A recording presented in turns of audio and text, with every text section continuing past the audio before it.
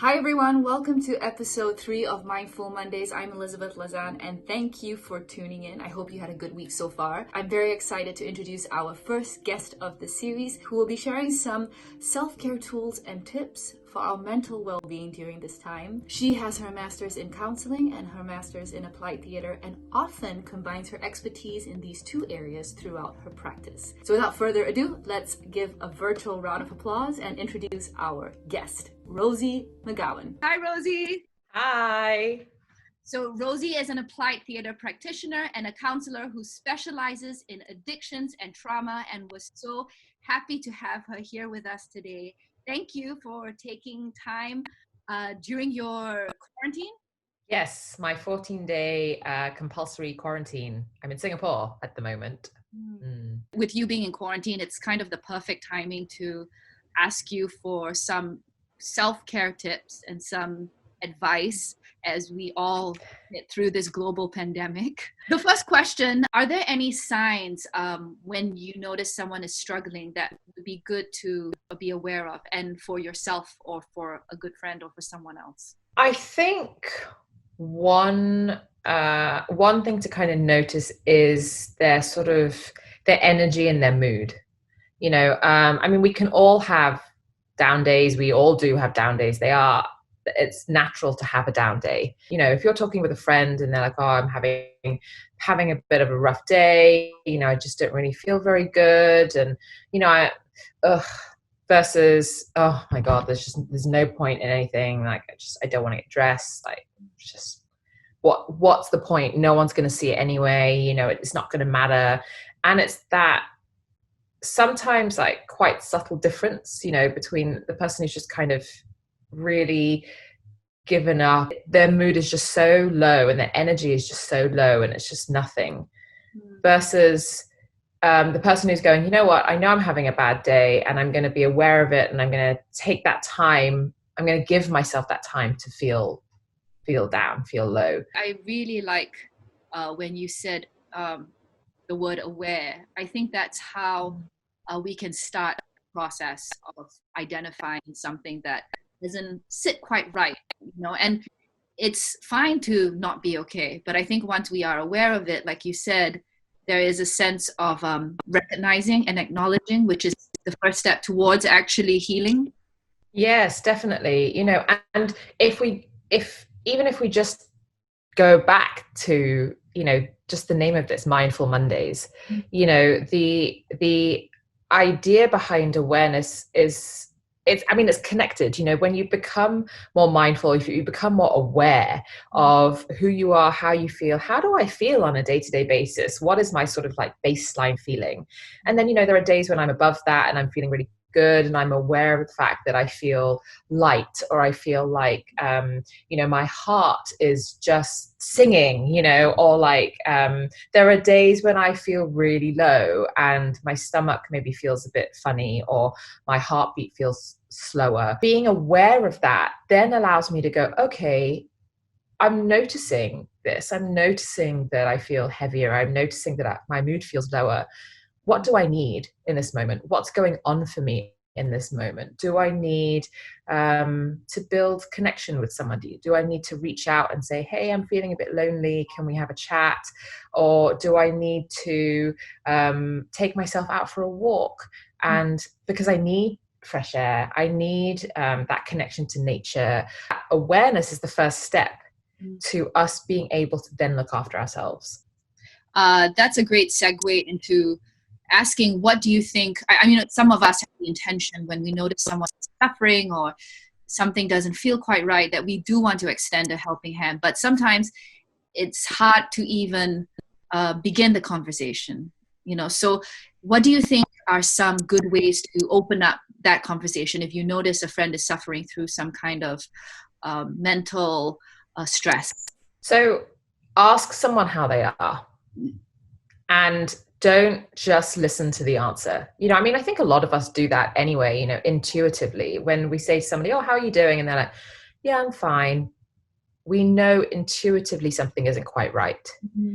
And often then we go, are you sure? And sometimes they go on to say, oh, actually, no, I'm not feeling great, blah, blah, blah. And sometimes they're like, yeah, I'm fine. And it's okay to kind of let them know what you notice. You know, I mean, I'm asking again because I noticed that, you know, your mood seems lower, or you know, your voice seemed to dip when you said you were feeling fine. And it's all stuff that you notice. So you look beyond what they're saying. You know, what is their behavior? What are their actions that they're doing? And noticing that, but then also reflecting that back, mirroring that back as things that you notice. This is what I notice when you say that. This is what I'm aware of. And, you know, it's okay to let people know that you're concerned. It's not okay to give people advice. Can you tell us a little bit more about that? So, you know, sometimes we have those well-meaning friends who are like, oh, you know, oh, you really should go out more. You know, or they go, oh, you really should do some exercise. You know, like if you're not feeling good, you should do some exercise because it will make you feel better. That person is well-meaning. They're not trying to make you feel worse. They're trying to help. But when we give people advice, often they don't actually need it. People don't actually need our advice. If we give people unsolicited advice, it makes people feel even worse. You know, there's that, oh, are you trying to tell me what to do? Or don't try and tell me what to do. Or I know how to look after myself. And we almost immediately get quite defensive. One thing we can do is go, would you like to hear would you be open to some feedback? Or would you like to hear how I'm experiencing lockdown? Like you said, unsolicited advice can come off abrasive. I think as much as you reach out to a friend and ask how they're doing, it is also important to set boundaries. You can say, you know, and thank you for your advice, or thank you for reaching out to me. But knowing where are my boundaries? You know, I know where people are coming from when they say you should blah, blah, blah, blah, blah, but it's not helpful. One of the most helpful phrases, you know, I feel frustrated when you try and give me advice when I don't ask for it. I feel annoyed, or I feel upset. You know, but when you can kind of put that out there, work out what your boundary is, right? This is my boundary, but here, this is where I look after myself. I understand that you're well-meaning. At the end of the day, we all have to look after our feelings. We all have to look after our own feelings. We're responsible for our own feelings. You know, if somebody is telling me something, I don't have to accept it. I can say no, thank you. You know, and in the same way, this is your boundary over here. You're responsible for managing your boundary, and I'm responsible for managing mine. Something you said about being responsible for yourself, your own boundary, reminds me of that famous announcement on the airplanes where they say, take care of yourself with the oxygen mask before you help others. And it is initially quite an off-putting remark, you know, when you first hear it. It's like, why? I shouldn't help someone? But yes, for like almost my whole life, I was like, this is wrong. We should be helping other people first, not ourselves. Like it's, oh my God, it's so selfish. Yeah. And it wasn't until recently that I was like, okay, we're helping ourselves so that we don't die. Yes. And then we can help other people. Yeah. So moving on to, you mentioned walking earlier, having that as part of your self-care regime. Do you suggest, can you give any physical things you can do to support your mental health? As we know, it's both connected. So any ideas? So definitely, I mean, walking. We don't have to be, you know, doing crazy HIIT exercises, you know, 25,000 push-ups in half a second, that kind of thing. I mean, unless, no. So you can stop now. You can stop, Liz. No, please, just stop. Starting to fall apart. So walking. So, you know, going out and walking, but like really kind of like doing it quite consciously and quite mindfully. You know, I'm going to step outside. Maybe I leave my phone at home, or if I take it with me, I put it in my pocket, and I'm present to what's going on around me. I'm aware of the ground underneath my feet. I'm aware of the trees, the birds, the people, the buses, the shops, you know, whatever it may be, but I'm consciously aware of my presence in this space. Other things like yoga. Often people, okay, I mean, I'll speak for myself. You know, when I was kind of starting out, there was a lot of, oh, but I don't know, and I don't think I can do this. And, you know, I mean, it's for people who we see on the gram, you know, that's not the case, and that's okay. You know, but kind of doing this for myself, you know. So when I set out, you know, the yoga mat or a towel, or if I'm just doing it on the floor, you know, and I'm there with a YouTube video that kind of allows me to just meet me where I am. If I can't do that perfect downward dog that everybody else can do, that's okay. Yeah. You know, and I'm just going to do this for myself. And again, getting in touch with my body. Or you're like rocking out, you know, dancing in your living room, because that's something that you can do too. Dancing has been a lifesaver for me. I mean, I look like a mad woman in my room, but just dancing, not caring, wearing my sweats, not caring. It's very freeing. Yes. And it's that, right? You're not doing this for anybody. You're doing this for you. So when you are, you know, dancing around or whatever it is that you're doing this going, this is for me. I'm aware of what's going on in my body. I'm giving myself a little boost or a little lift or a little something that's like, this is for me. If you notice you feel good, then that's great. If you notice you don't, then you don't have to do it again. It's okay.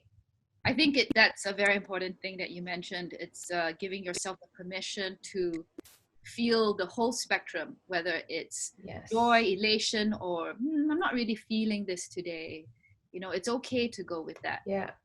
And giving yourself that permission with compassion, you know, so being aware of how you feel, what's coming up for you, giving yourself permission to feel those feelings, whatever they may be. It's the noticing and the awareness, you know, and that's the difference really between I'm just going to binge Netflix all day and I'm going to choose to watch Netflix now because I noticed that I would like a little bit of entertainment. The word that seems to keep reappearing in our conversation is aware, notice, acknowledgement. And I think that's the key pointers that we can take away. Many people are struggling to work remotely right now while simultaneously taking care of family or themselves. It's a lot. Do you have any self-care tools besides the ones you mentioned on yoga and Netflix and dancing? Any other tools? In fact, what are you doing as you are quarantining right now? So one thing I'm trying to do is really kind of be aware of my workspace. It's difficult to kind of get up and go, okay, I've now left my bedroom or my study or, you know, whatever. So I'm being quite conscious about my workspace. I have a little desk lamp and I turn on the desk lamp when I'm ready to start my workday and I turn it off when I'm done. And you know, this is also the table that I eat at. So I try and be really conscious about, okay, when I'm having my breakfast or when I'm having lunch or dinner or whatever, then I'm really aware, okay, what do I want in front of me? You know, do I want to be staring at my computer screen or not? So what sort of goes where, you know, so I've got my little like fridge area and I try and prepare like, you know, my food over there and stuff. And so really kind of having spaces for things and then consciously going, okay, I'm now closing my workspace and this is now where I'm going to eat my dinner. I really like when you mentioned that you turned on and off the light. It's a great physical cue for yourself mentally. And I think that physical cue can be great for even getting up in the mornings, changing into something that you like, a pop of color. I have to say, I love your necklace. It's got a little... Where is it from? It's from Noodles by Dwayne. He's a Singapore performer who makes these great necklaces. I love it.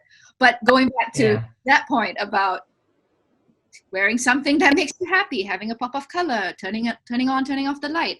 I think these small gestures can really make a difference in our day-to-day during this time. Yeah, definitely. And I mean, if we think about if we think about the act of self-care, sometimes getting up in the morning, I'm going to brush my teeth.